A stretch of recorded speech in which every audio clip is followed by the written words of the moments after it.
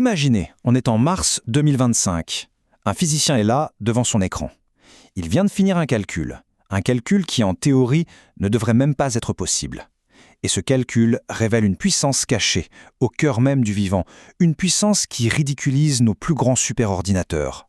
Le résultat, le voilà. 10 puissance 60. Pour qu'on se fasse une idée, c'est 1 suivi de 60 zéros. C'est beaucoup plus que tous les grains de sable sur toutes les plages du monde. En fait, à l'échelle de l'univers, c'est carrément du même ordre de grandeur que la capacité de calcul de l'univers tout entier depuis le Big Bang. Rien que ça. Du coup, ça nous amène à une question qui donne le vertige. Comment la vie, avec tout son désordre apparent, peut-elle réussir un tel tour de force? Comment une simple cellule peut faire ce que des labos qui coûtent des milliards ont tant de mal à accomplir? C'est ce mystère qu'on va tenter de percer ensemble. Ok, alors reprenons depuis le début. Tout part de ce fameux calcul, publié en mars 2025 dans une revue très sérieuse, Science Advance. Il a été mené par une équipe de l'université Howard à Washington, et pour l'instant, personne dans la communauté scientifique n'a réussi à y trouver la moindre erreur. Et ce que ce calcul nous apprend est vraiment surprenant.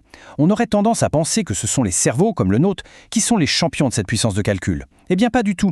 En réalité, la majorité écrasante vient d'organismes beaucoup plus simples. Les bactéries, les champignons, les algues, les plantes. En gros, pendant 3 milliards d'années, bien avant même que le premier neurone n'existe, la Terre était déjà une immense machine à calcul quantique. Mais pour bien mesurer l'exploit de la nature, il faut comprendre pourquoi, pour nous, les humains, construire un ordinateur quantique est un défi, mais un défi absolument colossal. Le problème numéro 1, le grand méchant de l'histoire, ça s'appelle la décohérence. L'unité de base d'un calcul quantique, le qubit, vit dans un état de superposition. C'est un peu comme une pièce de monnaie qui tourne sur elle-même. Elle n'est ni pile ni face, elle est les deux en même temps. C'est cet état qui donne toute sa puissance au calcul. Sauf que cet équilibre est incroyablement fragile.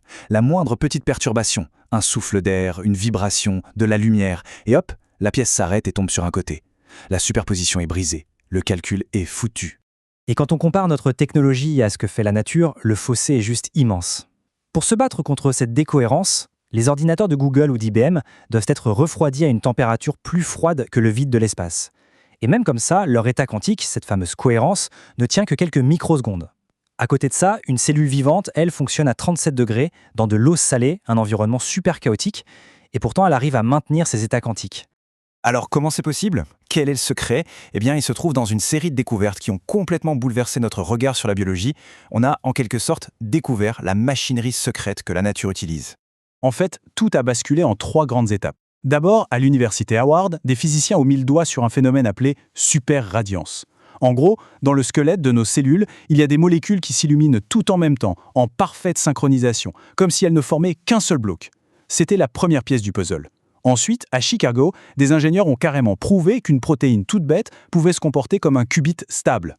Là, la théorie est devenue une réalité qu'on pouvait observer.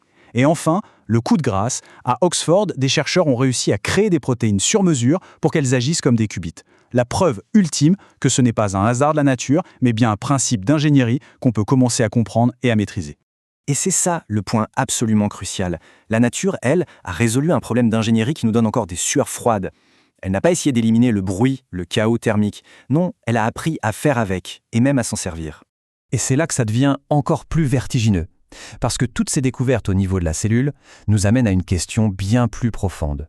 Une idée qui a longtemps été moquée et qui concerne notre propre esprit, la conscience. Il faut savoir que cette idée n'est pas nouvelle.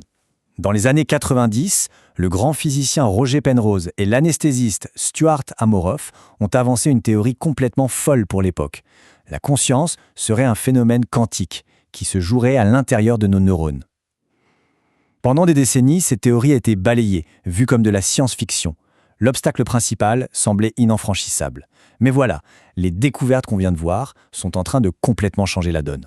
L'argument des critiques semblait en béton armé. Le cerveau, disait-il, est un milieu chaud, humide et bruyant. C'est le pire endroit possible pour des effets quantiques. Tout état un peu fragile serait détruit instantanément. Bref, fin de la discussion.